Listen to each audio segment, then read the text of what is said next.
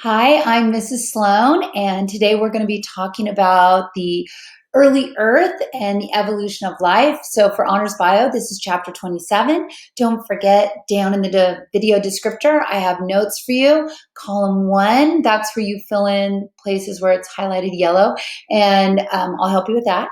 And then column 2 is where you can add in pictures or images. So, this is part 1. So, we're just going to focus on the history of the planet Earth. And for my students out there that have been in Oak Park High School, I know this will be a huge review because I know what you learned last year in class, right? So this should be pretty easy for you, and we'll try to go through it pretty quickly. Okay, so I'm going to make myself smaller, and we'll go ahead and start.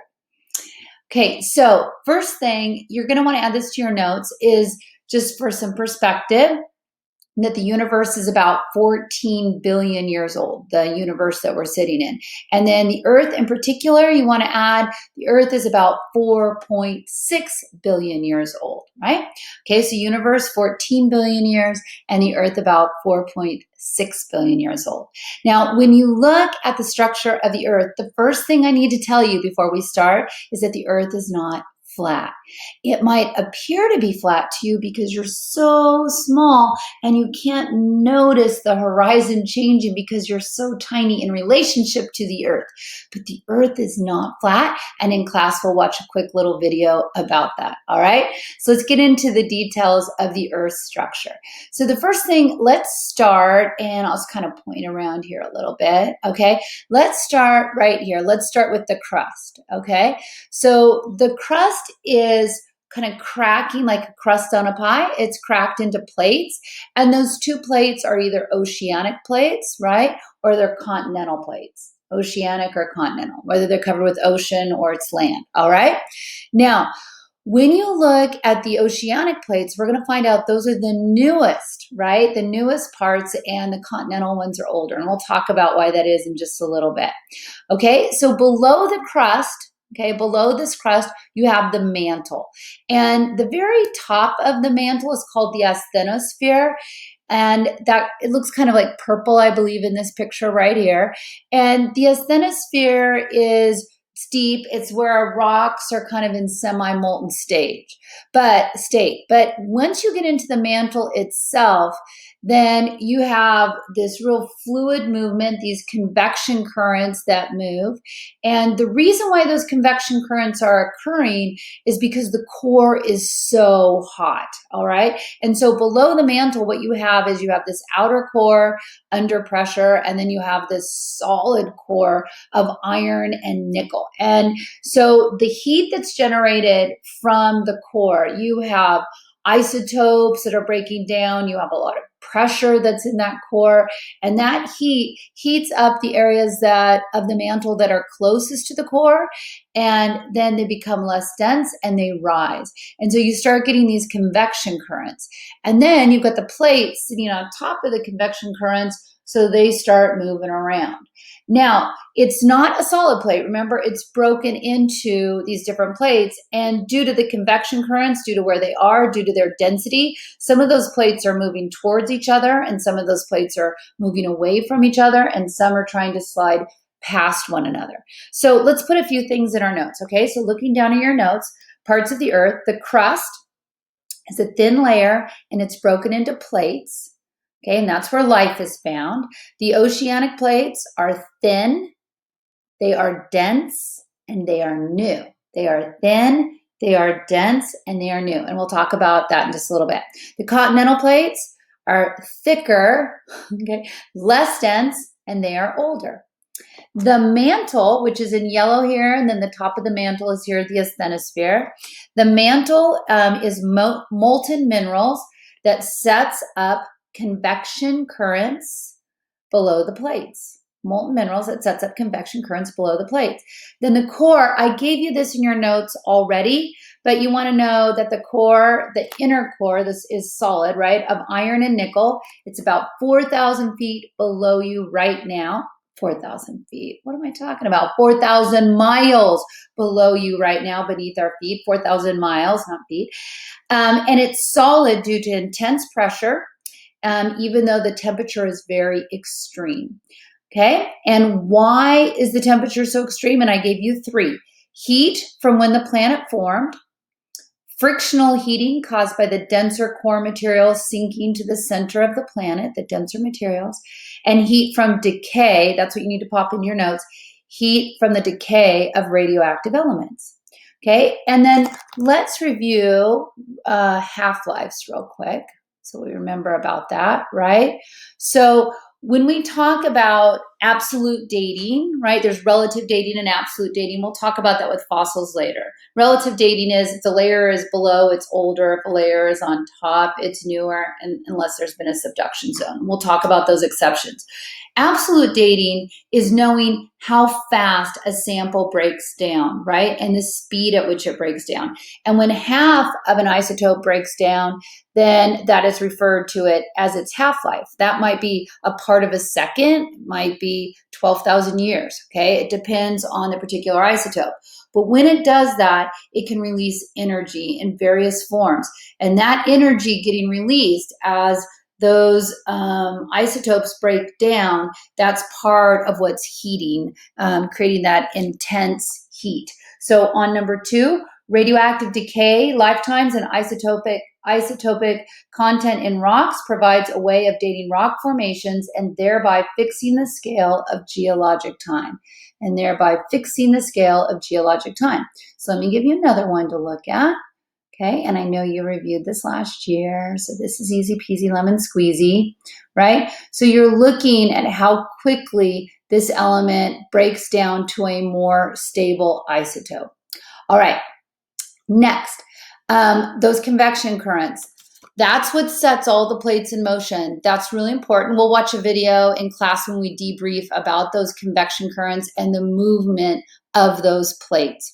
So, on your notes, it says, why are the continental rocks older than 4 billion years and rocks on the oceanic floor are less than 200 million? So you've got 4 billion year old rocks. Now remember how old we said the Earth was, yet the oceanic plates are only 200 million years old. So that's what we're going to solve right now. So first of all, let's talk about why the plates move. So put this in your notes, convection currents, why plates move. Heated material of the mantle rises. That's what goes in your notes.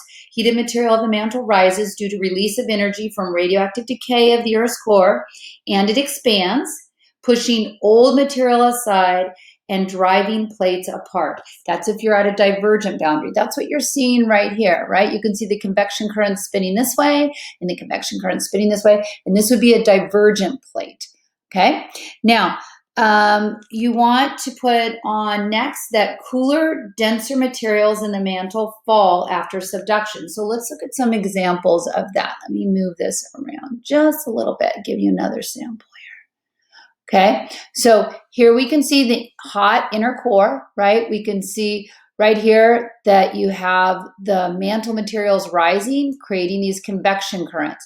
Now, this particular part right here, they're going away from each other. It's a divergent boundary, so it's separating, right?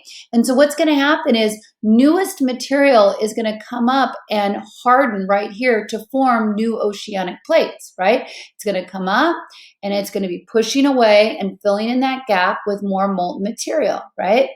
Then when you look over here, where you have an oceanic crust meet a continental crust, and same thing going on over here, then you have this thicker continental crust, which is less dense but thicker, and then you've got this oceanic crust. So it's kind of like who wins when you have a motorcycle and a semi-truck, right? Who's going to win that? Okay, the semi-truck's going to win it, and the motorcycle is going to go underneath the semi-truck. And that's exactly what happens. So the oceanic crust will go under, this would be a subduction zone, underneath the continental crust. It would melt, that crust would melt all over again, and then become part of this cycle, and then come back up and form oceanic crust again. So this is why the ocean crust is always going to be newer. It's coming up, it's getting born, it's going, when it hits a continent, it will go underneath, right? And then get reused again. So that's why your oceanic crust is so young. So when you go to number 2, the plate boundaries, on the plate boundaries, we're going to talk about 3 different plate boundaries. But before I show you that picture, I want to look over here, right? You see this other continent, it's happening here. But when it goes underneath, do you see how when this is melting, it's possible for it to come back up and be a volcano, right? As a result of that subduction, it can come up as a volcano. Now, if 2 continents come together, which is what's happening over here on the right, that's like a semi-truck and a semi-truck coming together, right? What's going to happen there? They're just going to go and crunch up. And that's where you get mountains like the Himalayas forming when 2 semis, when 2 continents come together. Continent and a motorcycle, one's going to go underneath. Oceanic plates, right? When that happens, you could maybe even form islands when 2 oceanic plates come together. So let's look at our 3 types of plate boundaries. And you can put these on your notes too.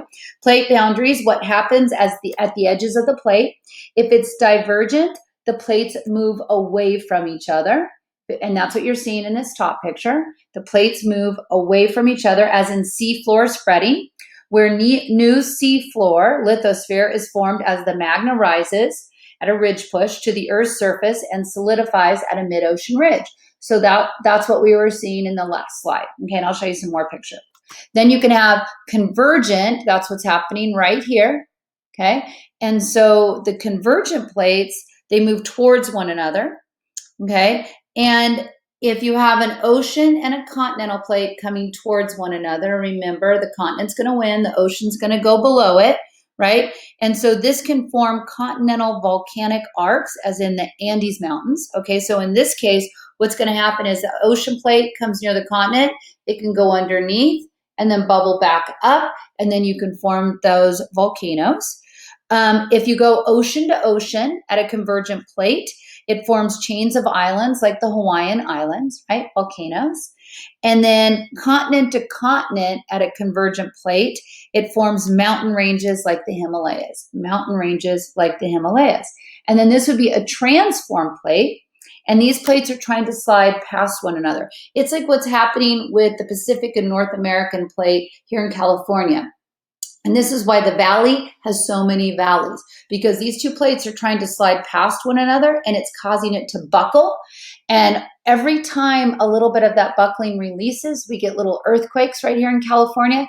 And it would be best if we had a bunch of little earthquakes than a really large earthquake and they slide past one another.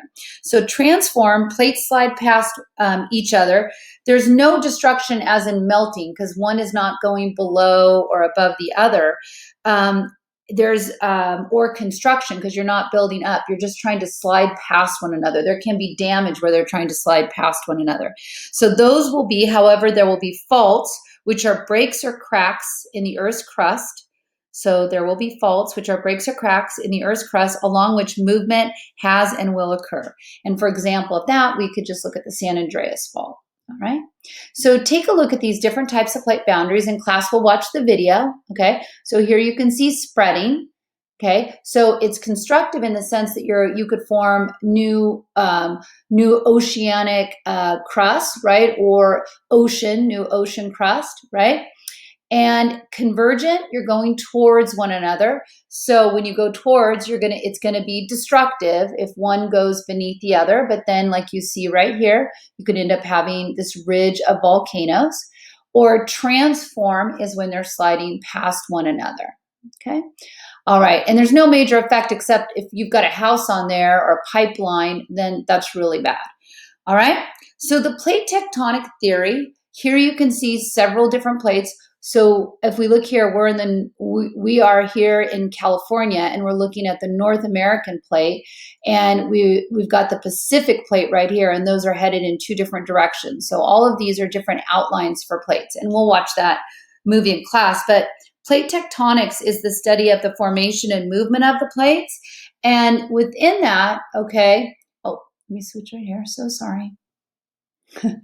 Okay, when we look at wherever there's evidence of this, because we can see, like here in South America, you've got a subduction zone going on. And so on the western side of South America, then that's why you have this whole ridge line of volcanoes along this whole line right here. Okay, that's one piece of evidence. It are all the earthquakes and the volcanoes that we experience. So just finishing up there on the notes, okay? So plate tectonics, A, the lithosphere is rigid but broken into movable pieces that move a few centimeters a year, due to the convection currents in the asthenosphere beneath them. Okay, 15 major plate boundaries. You don't need to memorize those. Not always easy to identify because they do not always follow the continent or ocean boundaries, right? So for instance, you can have a plate right in the middle of somewhere that's not following an ocean boundary as we would name it. Okay, the largest plate is the Pacific plate, and that's the one we're sitting on, right? Or sitting next to. So the evidence is consistent patterns of earthquakes and the locations of those earthquakes. Another thing you can look at, another item of evidence here, okay, is when you look at the seafloor spreading that happens, you know this is new material, and you can see patterns because the magnetic pole has reversed multiple times over the years. And so when it hardens, you can tell which direction is quote unquote north at that time. And you can see these alternating patterns of every time the magnetic poles switched. You can see that in the crystallization here in the oceanic crust. Also, when you look and just test the age of the rocks through absolute dating, you can tell those closest to this oceanic ridge right here are the youngest. These are like about 20 million years old. And then the next one out is, more, and the next one out all the way up to 180 million years. So they're aging the farther they get away from that upwelling where that is occurring. So on B, evidence of ocean floor spreading over time, given by tracking magnetic patterns in undersea rocks, okay, as well as the age of those rocks. And then also you can see right here, okay, underneath big sheets of ice, heavy ice and lakes, that it's almost causing like this depression within the continent. So warping of land under loads such as San Fernando Valley and the bending under lakes and ice sheets. So warping of land. Okay, good. All right, next, okay, here's another slide just to show you a little bit where mountain ranges are found as a result of subduction zones. Some other pieces that you can see about this is you can look at fossil patterns. So there was the supercontinent Pangaea, right? And that broke down into Laurasia and Gondwanaland. You don't need to memorize any of that. But that wasn't the very first supercontinent. There were several supercontinents before that. But the one we talk about, the last one, was Pangaea. And if you put the continents all together, they look like puzzle pieces and they all fit. And so you can see like fossil remnants, because they were together, you could see the continuity of those fossils in those areas, or like this fern as it spread throughout here. And it could do that because the land was continuous as a result of that. So underneath your supercontinent cycle, supercontinents like Pangaea, okay, form and break apart over time. Evidence of Pangaea is the jigsaw puzzle. So these look like, you can put all the continents together like a jigsaw puzzle. Continental shorelines fit together like a puzzle. Fossils, you have matching fossils found on different land masses, but they could not have crossed bodies of water. A fern could not have crossed bodies of water, right? A reptile could not have crossed those bodies of water. Rock type and structure. So you have mountain chains on the coastline of one continent that are continuous with other continents, like the Appalachian Mountains. And then you have real ancient climates. So evidence of warm climates or tropical species in Antarctica, which is currently composed of glaciers. So if you're looking at species of organisms and you're like, okay, there's this lizard, right, where it needs to be hot, and here it's found as a fossil in Antarctica, that tells you Antarctica wasn't always where it was cold, right? Antarctica was right up here next to Africa in a warm, temperate region, and that's why it would have those particular fossils. So when we look at the continents and the way they are moving, okay, so the continents are continually being shaped and reshaped by competing constructive, right? Constructive and destructive geological processes. Constructive and destructive geological processes. If plates continue to move at their current rate, scientists predict in about 250 million years, there'll be another supercontinent. And there have been several before, and there'll be several more ahead. All right. And then this brings us to our last topic of part 1. Okay. And just take a look at this picture. And again, I have a really cool video I'll take the time to show you in class. Okay. But start like way down here at the bottom. Okay. And kind of see it spiraling up. So 4.6 billion years ago is when the Earth started. So you're just kind of following and look at the years. Still a lot of rocks, a lot of water. A lot of rocks, you got some water. That's all that you got going. Start looking through here. Most of the Earth's time did not have any life on it, right? Life started about 1 billion years are the oldest fossils. So the Earth was around for 4.6 billion years, and it took about 1 billion years before you get your first cell that was fossilized, right? So you have all of these unicellular organisms. And we will talk about the dating and the fossil record, and we'll get on there. But most of the Earth's time, yeah, you didn't have life and very simple life, right? And then we'll talk about the evolution of organisms. But the key thing I want to point out to you is about the impact of oxygen on Earth and how you had this explosion of life following the oxygen revolution, which was about 2.3 billion years ago. So about half of the time that the Earth has been around, right, there was no oxygen. The second half, you started to see oxygen in the air. And that had a huge impact as far as weathering of the Earth, but also the organisms that lived on it. You and I are aerobic organisms. We require oxygen to survive. We can only go a couple of minutes before we'll pass out with oxygen. We need oxygen in our mighty mitochondria, so we can use that to oxidize glucose and to generate ATP.